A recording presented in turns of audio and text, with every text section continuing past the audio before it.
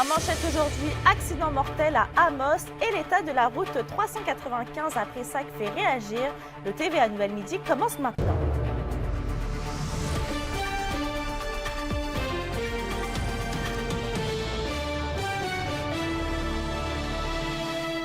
Bonjour et bienvenue parmi nous. On ouvre ce bulletin malheureusement sur un drame. Un grave accident de voiture a coûté la vie à 2 personnes et a blessé 2 passagers samedi tard en soirée sur la route de l'aéroport à Amos. Selon la Sûreté du Québec, le véhicule a fait une sortie de route et a par la suite percuté un poteau électrique. Un reconstitutionniste a été dépêché sur les lieux afin d'éclaircir les circonstances de l'accident. L'identité des victimes devrait être dévoilée plus tard cet après-midi. C'est un événement qui s'est produit vers 23h30 sur la route de l'aéroport à Amos. Malheureusement, il y a 2 personnes qui ont perdu la vie lors de cet événement-là. Il y avait 4 occupants à l'intérieur de l'automobile. Les autres ont subi seulement que des blessures mineures. Ça va prendre quelques semaines avant qu'on puisse avoir étudié le dossier de fond en comble. Toujours dans les faits divers, la Sûreté du Québec demande de l'aide du public pour retrouver Names Papati, 17 ans, de Val-d'Or. Il a été vu pour la dernière fois le 2 septembre dernier sur le boulevard Forêt à Val-d'Or et ses proches ont des raisons de craindre pour sa santé et sa sécurité. L'adolescent mesure 5 pieds 8 pouces, pèse environ 130 livres et a les cheveux et les yeux bruns.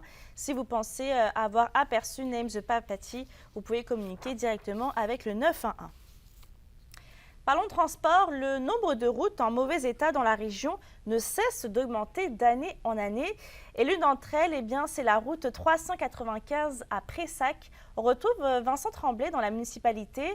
Et Vincent, le maire Donald Rowe est tanné d'attendre après une solution durable. Année après année, c'est du pareil au même, selon le maire de Pressac. Le ministère des Transports du Québec a fait des travaux de réfection temporaire, mais aucune solution à long terme pour Donald Rowe. Je me trouve présentement en bordure de la route 395. Ici, c'est l'une des pires sections de cette route. Et des morceaux d'asphalte comme celui-ci, on en retrouve des dizaines le long de cette route. Donald Rowe, je vous laisse l'entendre. Il décrit brièvement la situation ici de la route 395. C'est simple et pitoyable. Je pense qu'il n'y a pas de qualificatif plus bas que ça. Je pense que le ministère des Transports devrait donner un bon coup de barre pour permettre aux gens d'avoir une route qui soit sécuritaire au niveau de la municipalité de Pressac. Donald Rowe gère cette situation de la route 395 pratiquement au quotidien de façon à temps plein depuis qu'il est maire de la municipalité de Pressac. Il a eu de nombreuses rencontres avec le ministère des Transports. Aujourd'hui, il demande que le ministère présente un plan concret, un véritable plan pour la sécurisation de cette route. Donald Rowe, vous allez l'entendre à nouveau parler des réparations temporaires. Le fameux patchage de trous sur la route 395, Pressac en a assez. Mais moi, je pense que, il y a des travaux majeurs à faire, évidemment, mais il y a des couches de surface qui ont été faites. En tout cas, ça fait la job pour 3-4 ans. Hein, mais l'important, c'est qu'il en fasse à toutes les années. Moi, on rencontre régulièrement le ministère des Transports. On lui dit, fais-nous des travaux régulièrement, année après année. À un moment donné, les bouts vont se rejoindre. Mais quand tu laisses un 5 ans ou un 10 ans avant de faire des travaux, bien là, tu reprends les travaux que tu as faits, là, 5 ans ou 10 ans.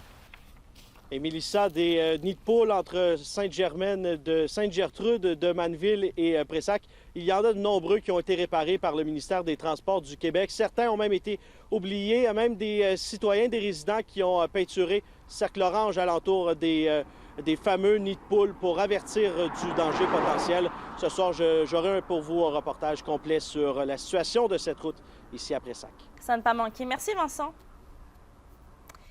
On le voit, le prix de l'essence ne cesse de fluctuer. Le ministre de l'Économie, de l'Innovation et de l'Énergie, Pierre Fitzgibbon, demande à la Régie de l'énergie du Québec de se pencher sur l'écart du prix de l'essence entre les régions du Québec.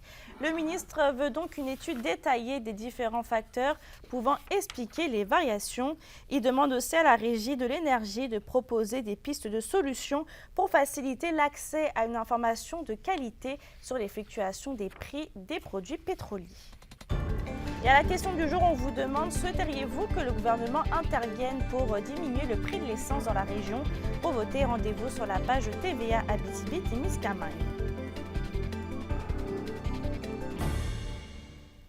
On se déplace à Rouyn-Noranda maintenant. La revitalisation du lac Kosciuszko demeure une priorité pour le collectif Territoire.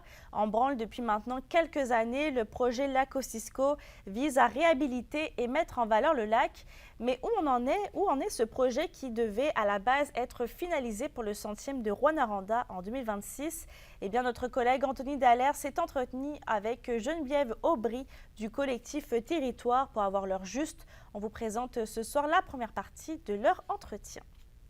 La manière dont on imaginait le projet au départ s'est modifiée à mesure qu'on en apprenait plus. C'est qu'en fait, le lac Kosciuszko a plusieurs problématiques environnementales qui sont toutes interreliées. On n'avait pas, je pense, envisagé la complexité du fait de travailler avec un écosystème complexe. Près d'une centaine de personnes ont marché samedi avant midi à La Sarre pour ramasser des fonds pour la Fondation du Rhin d'Abitibi-Ouest. C'est la deuxième année qu'une pareille marche est organisée. Une journée d'une haute importance pour la présidente d'honneur Lisette Côté, qui en est en attente d'une greffe de rein. Chaque semaine en Abitibi-Ouest, les lundis, mercredis et vendredis, 18 personnes doivent se faire dialyser. C'est pour ramasser des fonds pour la Fondation du Rhin. La Fondation du Rhin, ça existe pour les recherches. On est pour la maladie du rein parce que moi, je suis dialysée. Ça fait 2 ans et demi que je suis dialysée. Je suis sur une liste pour une greffe. Ça fait 1 an et demi que je suis à la liste. Puis, paraît que la moyenne d'attente, c'est 3 ans. C'est ce samedi que s'est terminée sur une bonne note la 2e édition du Festival des Arts du Témiscamingue à Moffett.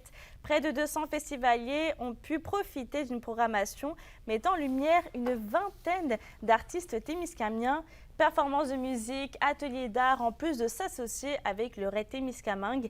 La météo et les belles rencontres étaient au rendez-vous selon l'organisateur. Et cette fin de semaine aussi qu'avaient lieu les 2 premiers matchs de l'histoire de l'équipe de soccer à 11 des Gaillards du Cégep de l'Abitibi-Témiscamingue. Et Yoad, on peut dire que les sourires étaient au rendez-vous pour cet événement historique samedi. Les sourires et la météo aussi, ça a vraiment été une belle soirée de soccer ici même au terrain synthétique de Val-d'Or. On le rappelle, c'est un projet qui est en branle depuis quelques temps déjà et donc de le voir aboutir, bien, c'était une source de fierté pour le Cégep de l'Abitibi-Témiscamingue. Le directeur général Sylvain Blais s'est notamment montré heureux du fait qu'il pouvait avoir des activités du programme Astrel Gaillard à Val-d'Or maintenant et non seulement à Rouyn-Noranda. Et de son côté, bien, le responsable des sports du Cégep, Sébastien Murray, a parlé, lui, de succès jusqu'à présent. Encore une fois, bien sûr, une réussite sur toute la ligne et bien heureux du fait que ça puisse se dérouler à Val-d'Or. Je vous laisse entendre les 2 intervenants. Très, très heureux aujourd'hui d'avoir eu une demande de la communauté pour pouvoir avoir un club à Val-d'Or qui est régional. Donc, l'entièreté des 3 campus, les joueurs peuvent contribuer. C'est un succès. Là. On voit qu'il y a beaucoup d'étudiants du campus de Val-d'Or. Ça crée un dynamisme différent ici, là, du côté de Val-d'Or. Il y a beaucoup d'étudiants aussi de Rouyn-Noranda.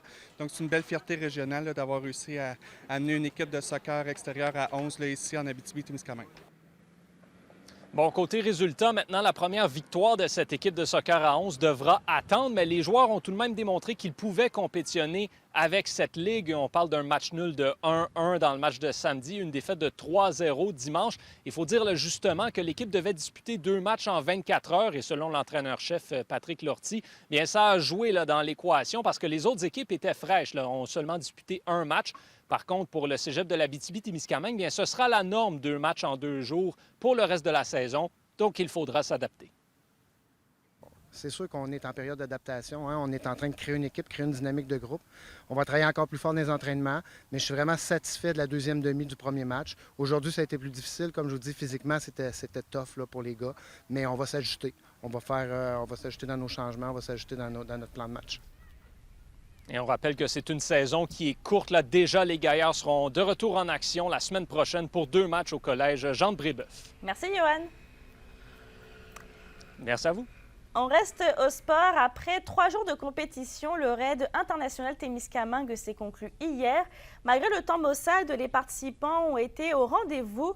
Vendredi, une cinquantaine de jeunes âgés de 13 à 17 ans ont pris part à la course jeunesse à la Tulipe. Samedi et dimanche, les courses internationales combinant vélo, course et canot ont lieu à Moffett, Fugerville, Sainte-Eugène-de-Guigue et Anglier.